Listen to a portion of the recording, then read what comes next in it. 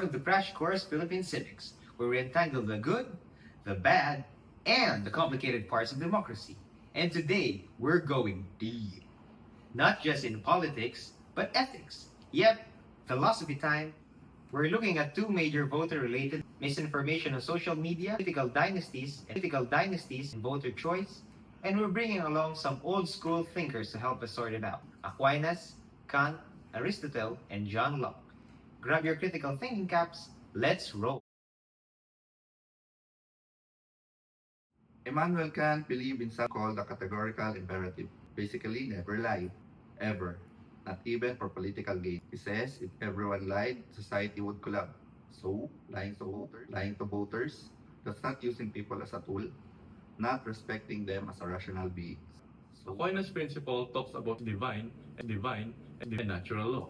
Leaders who lie, they are violating justice and morality.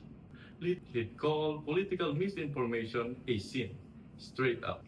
Locke was all about liberty and reason. For him, a vote based on lies, it's manipulation. And when people are manipulated, the system isn't democratic. It's just a... Now, I am going to tackle two philosophers, Aristotle and Locke. Aristotle believed government the common good.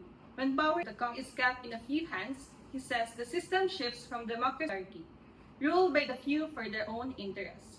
Locke, on the other hand, he says, if citizens can give meaningful consent, the government loses. And how can there be real consent if there are no real choices? Dynasties limits diversity of ideas and trap power in the same bloodlines. Aquinas reminds leaders, authority isn't inherited. It's a moral duty to serve justice. If political families cling to power without helping the poor and vulnerable, they're failed ethically. Kant would ask, are dynasties treating voters as an end in themselves or just a mean to stay in power? If people are seen as the vote banks instead of humans, that's unethical in Kant's book. Moving on to the next, a utilitarian perspective. Let's apply it on both misinformation on social media and political dynasties here in the Philippines. First off, what is utilitarian perspective? According on the internet, utilitarian perspective focuses on actions and policies that promote the greatest good for the greatest number of people. Let's unpack both issues. First off, misinformation on social media. Misinformation spreads rapidly on Philippine social media, often influencing elections, public health behavior, and societal beliefs. The digital ecosystem can reward emotional or sensational content over truthful and balanced reporting. The utilitarian view, from a utilitarian standpoint, the key question is, does the spread of misinformation maximize well-being for the society? Of course, the answer is almost always no. Point number one, it brings harm to public trust.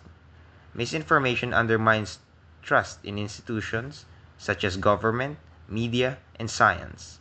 Secondly, misguided decisions. Voters making decisions based on lies or half-truths are less likely to elect the competent and beneficial leaders. Now, moving on to political dynasties.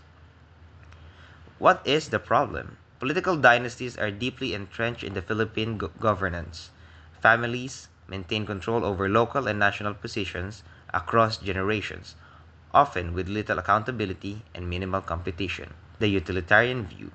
Again, the core question, do political dynasties promote the greatest good for the greatest number?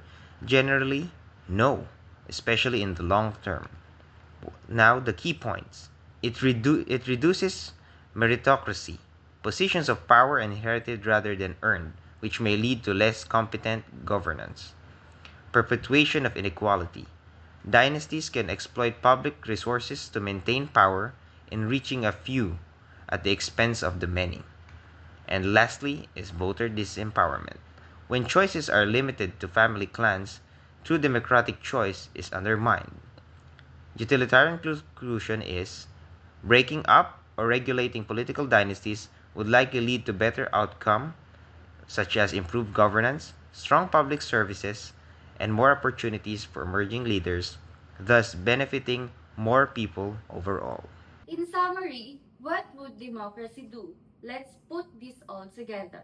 Misinformation takes away your ability to make informed choices. Meanwhile, dynasty limit the choices you even get. And the philosophers, across time and culture, they mostly agree. Number one, truth matters. Number two, power should be for the people, not just a few. Number three, democracy should only works when voters are treated with dignity and respect. So what you can do? Start small. Think critically. Fact check political content. Support leaders with clear plans, not just famous names. And most important part, vote with awareness. Democracy is far from perfect, but it is ours to protect. Vote wisely! Bye!